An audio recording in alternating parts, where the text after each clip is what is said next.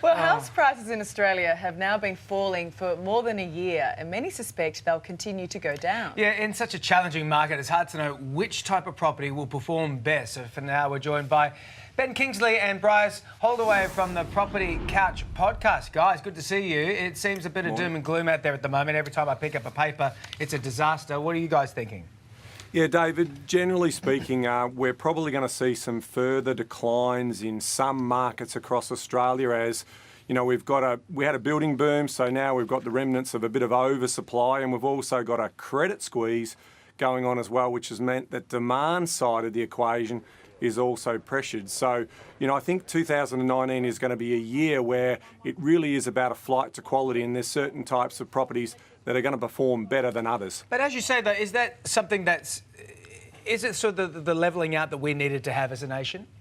Yeah, definitely. In terms of, it's been a manufactured correction, so by taking away that sort of lending activity in terms of scrutinising lending policy has meant that we don't have the same sort of rush. That's definitely affected the appetite for investors. They can't borrow the money, and that's part of that sort of manufactured correction that we've seen from the regulators.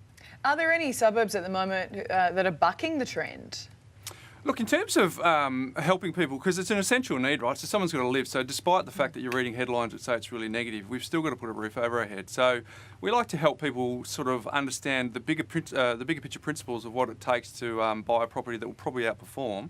And it usually comes down to three things: economic activity, human interest, and human behaviour. So economic activity is just a fancy way of saying, how am I going to get a job? Is it easier to get to work in the morning? Am I too far out? Do I have to have a huge commute? Because that makes a big difference. And alternatively, if you're in a mining town, you'll get a job, but you won't have any of the other ones. Human interest is, what am I going to do on the weekend when I'm not working? Is there a park? Is there a cafe? Can I meet up with my friends? Is there any sort of water nearby? And then the third one is human behaviour. So that's largely the status test. So what do people think of me if I live in this suburb? Do they think really highly of me, or do they think that I'm in a lower socio-economic area, or alternatively in a gentrifying area? So if you overlay economic activity, human interest and human behaviour across a suburb in a market like what we've got now, it'll help you make a good decision on what suburbs to be looking in. All right, well, let's talk about the suburbs. What areas are best in each city? Take us through it. Yeah, so if we do a fly around, I'll start with Brisbane, and Brisbane's a story of a river city. So in terms of being closer to the river, and if you can get on the north side of the river, that's probably where most of the job opportunities are. Then if we look at Sydney, it is a story of being close to the harbour and also the beaches.